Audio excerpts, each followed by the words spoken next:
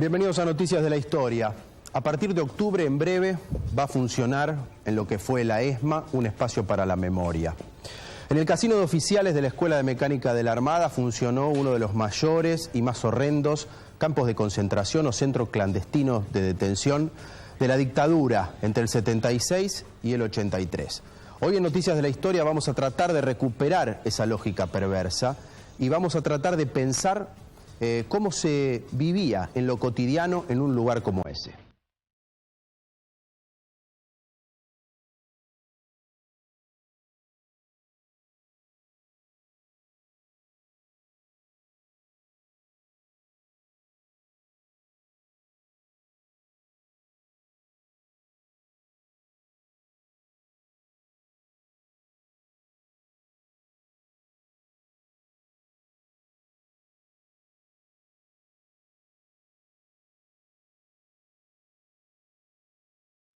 Este edificio es el ícono de la represión estatal en la última dictadura en la Argentina.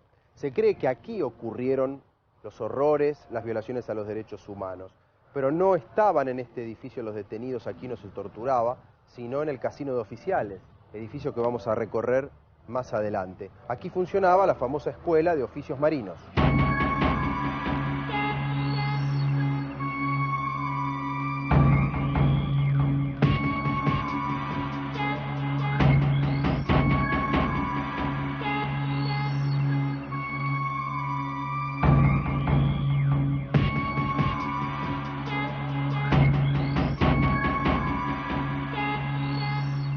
El 14 de marzo de 2004 se firmó un acuerdo entre el gobierno nacional y de la ciudad para el traslado de las actividades que se desarrollaban en la ESMA.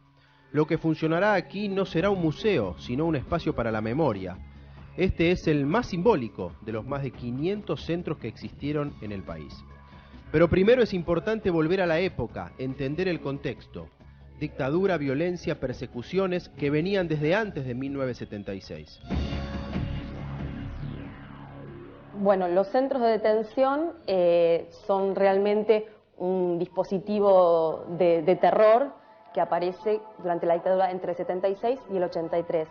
Ahora, lo que es importante tener en cuenta es que efectivamente esos centros de detención son una modalidad absolutamente nueva en la historia argentina, propia de ese periodo, pero que si esa dictadura fue posible es porque se inscribía en un ciclo de violencia política que había comenzado mucho antes, y en ese sentido la dictadura del 76 fue a la vez un corte y una continuidad. Un corte por el enorme nivel represivo al que llegó, cuyo ejemplo son efectivamente los centros clandestinos, pero por el otro lado una continuación porque el ciclo de violencia político que se había iniciado en gran medida con las intervenciones militares a partir de 1930.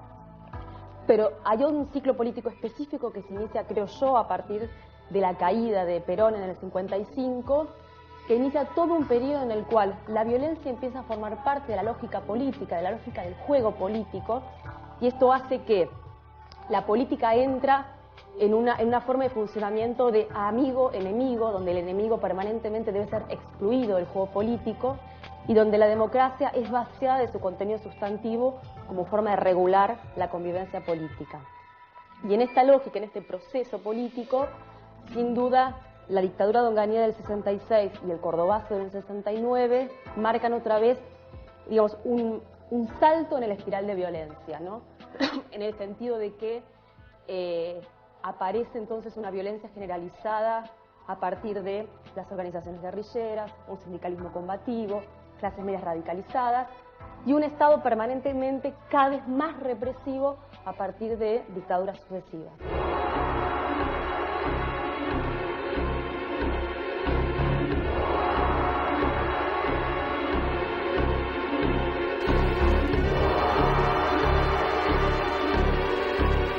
El centro de detención más famoso fue instalado en los sótanos y el altillo del casino de oficiales de la Escuela de Mecánica de la Armada, sobre la Avenida Libertador.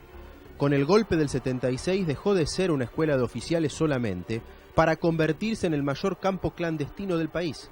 Fue la cara más visible de un sistema de represión de alcance nacional. La terminología utilizada en la ESMA hoy nos causa escalofríos. El traslado significaba ser ejecutado. El tubo o la cucha era la celda, el tabique la venda en los ojos, la máquina era la picana, el quirófano era la sala de torturas.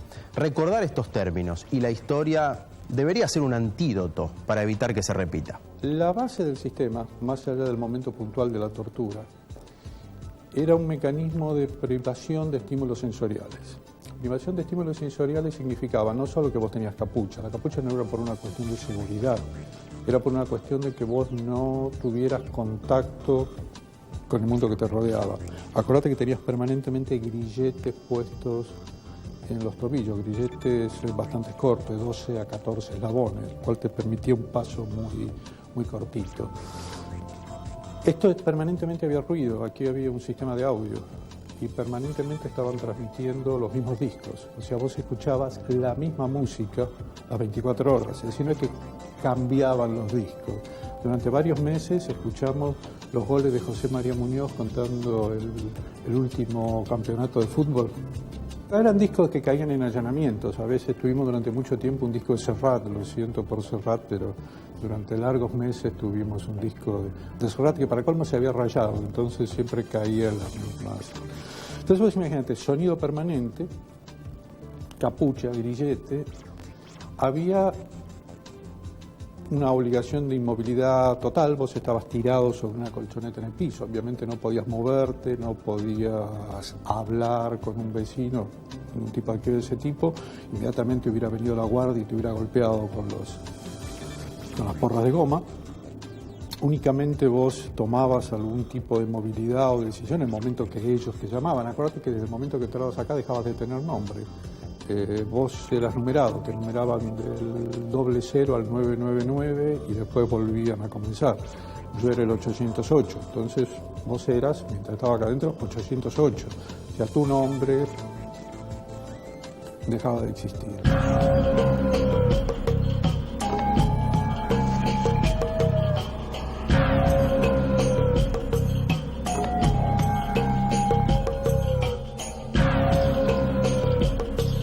Interrogar significaba torturar.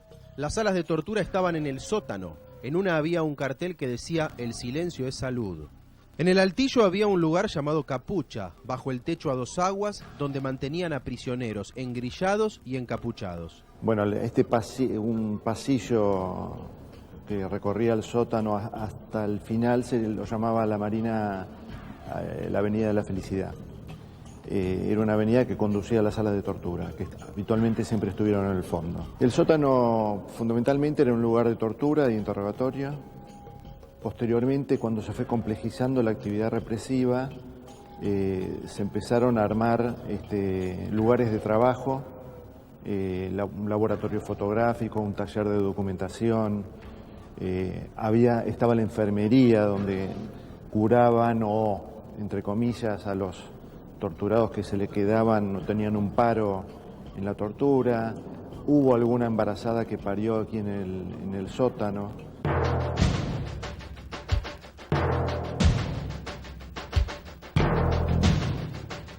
Por esta escalera eran subidos los detenidos, encapuchados, uno detrás del otro, en el llamado trencito, desde el sótano donde se torturaba a Capucha. Esta puerta conduce a Capucha, debajo del techo de tejas del casino de oficiales, donde pasaban buena parte del día los detenidos.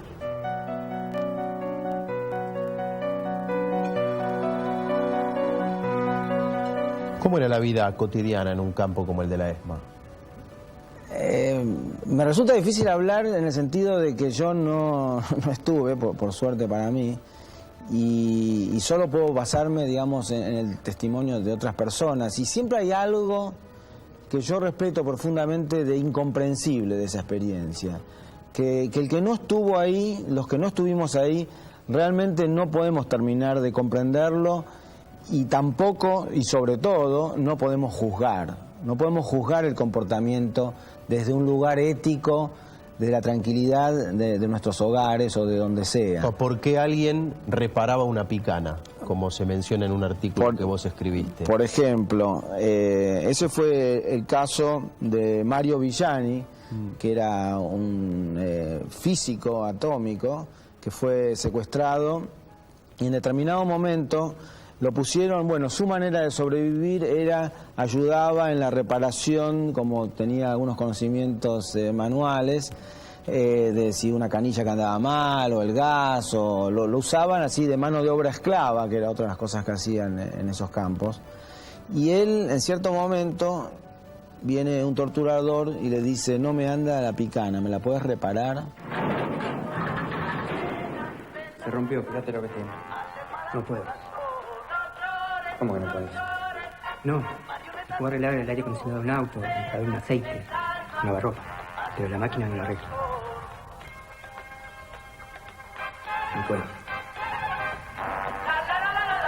¿No la arreglás? ¿Querés que te la arregle yo, Matucón? ¡Estás loco! Con esto hablan hasta los muertos. Pará, Feliz. Dámela que yo la arreglo.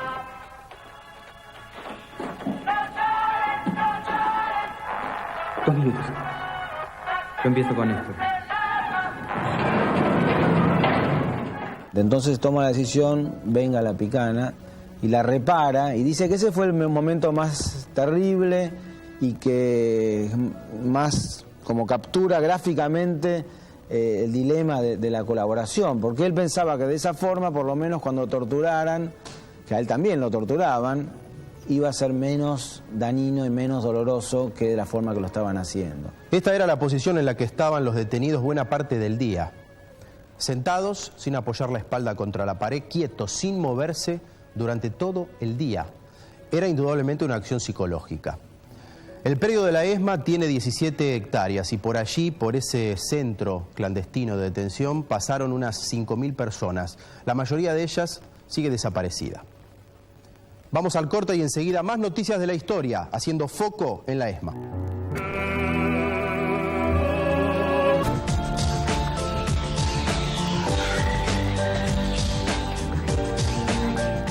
Y seguimos en Noticias de la Historia con la ESMA. Los detenidos no podían ni hablar entre ellos. Estaban alejados, por supuesto, de toda legalidad, pero tenían prohibido el contacto entre ellos. Obviamente vivían una tortura psicológica cotidiana, además de física. Y muchos estaban obligados a fingir para sobrevivir. Bueno, el campo de la ESMA, o el centro de detención de la ESMA, ha adquirido progresivamente con los años, no era así en su origen, un lugar emblemático en la historia de la última dictadura militar y en la historia de la memoria de la última dictadura militar. Y esto está vinculado a varias razones. Por empezar, por la ubicación impresionante de la ESMA, diría yo, en el medio de la ciudad de Buenos Aires, también por la cantidad de personas que pasaron detenidas por la ESMA, pero además, como decía antes, por el hecho de que la ESMA estaba a cargo de la Marina y la Marina instaló allí un eje operativo con ciertas particularidades a cargo de Emilio Macera, y un eje operativo que tenía no solo una fuerte actividad, digamos, directamente de represión, sino que la actividad represiva tuvo inclusive prolongaciones en el exterior.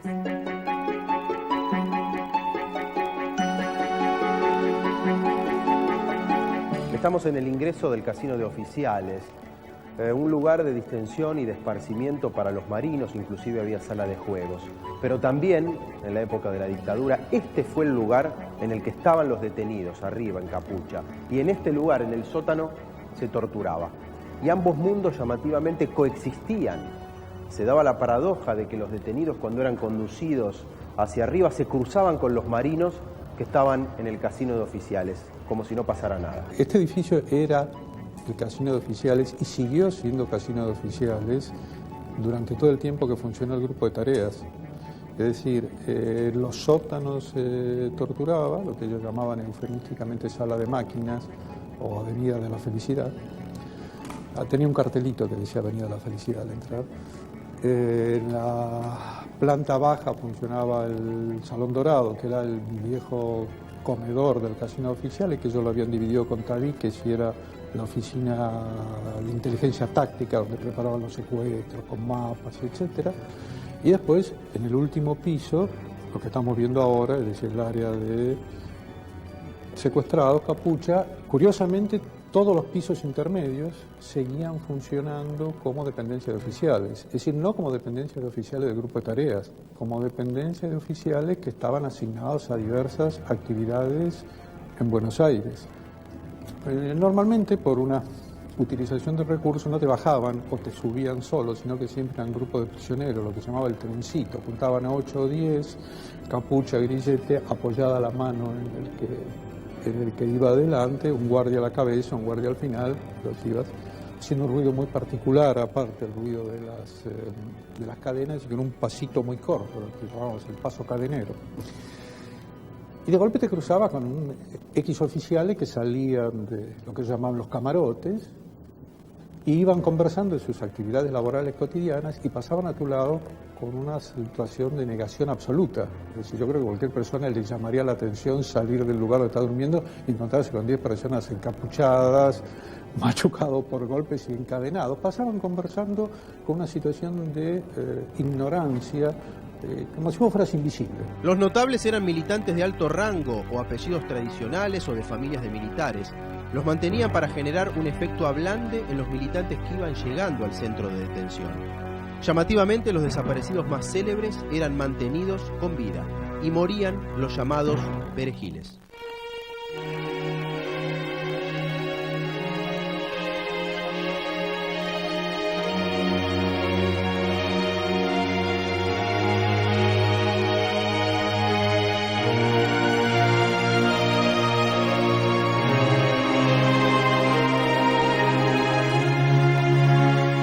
Colaborar con los represores no era garantía para sobrevivir. Hubo diversos grados y matices en la colaboración. Algunos detenidos simulaban colaborar para mantener la vida, otros directamente se pasaban de bando. Muchos detenidos pasaron a integrar el mini staff que aquí armó Macera para su proyecto político. Uno podría pensar esquemáticamente que el que colaboraba sobrevivía y el que no colaboraba no sobrevivía. No es cierto. Murió mucha gente que colaboró y que colaboró activamente y sobrevivió gente que no colaboró. Por colaborar estoy diciendo entregar compañeros, salir más cara a la calle, etc. Es decir, no había una regla, porque justamente en el ejercicio de omnipotencia de los oficiales que manejaban el GT, si hubiera habido alguna regla, significaba que vos podías decidir si vivías o morías. Es decir, supongamos, si existía una regla, el que entrega sobrevive, entonces yo decido entregar y sobrevivo. Los campos de concentración o centros clandestinos de detención de la dictadura tuvieron una misión clara en aquel tiempo. Primero, la represión del enemigo subversivo, desde la lógica del poder militar. Y segundo, el disciplinamiento social. La función de los centros de detención efectivamente tiene una función inmediata, ¿sí?, que es suprimir lo que los militares denominaban la subversión. Ahora, la categoría de subversivo es una categoría muy amplia y sobre todo muy arbitraria, en la que entran fundamentalmente militantes políticos, pero además entran profesionales, estudiantes, sindicalistas, obreros, activistas sociales y toda una gama enorme que se define justamente por su arbitrariedad. Entonces, si bien los centros clandestinos tenían como función desaparecer a estos subversivos, al mismo tiempo tienen un efecto que va más allá de desaparecer a estos supuestos subversivos, y es generar mecanismos de disciplinamiento a través de la existencia misma del centro. Es decir, la idea de que la gente desaparece y no se sabe por qué, no solo tiene un efecto mortal sobre los que desaparecen, sino que además genera miedo y terror sobre el resto de la sociedad. Y ese miedo y ese terror es la principal forma de disciplinamiento que generan los campos, ¿no?, los centros de detención. Detrás mío la avenida Libertador. ¿Cómo entender que un lugar como la ESMA, el casino de oficiales, dedicado a los detenidos y a la tortura, cómo entender que estuviera de cara a una de las principales avenidas de la ciudad de Buenos Aires? ¿Qué significa esto en función del proyecto político de la dictadura y del almirante Macera? Bueno, yo creo que tenía un sentido, tenía una doble lógica, una lógica general del terrorismo de Estado, de ocultar mostrando, por la necesidad que esto sirviera también pedagógicamente al disciplinamiento de toda la sociedad. Saber que existían desaparecidos el campo de concentración era importante para que el terror y el temor funcionara como una forma de disciplinamiento de la sociedad. Pero creo que además había otra razón más particular de la Marina, que la puja de poder con el ejército. También partiendo de la base que para Macera era mayor represión, era mayor poder político.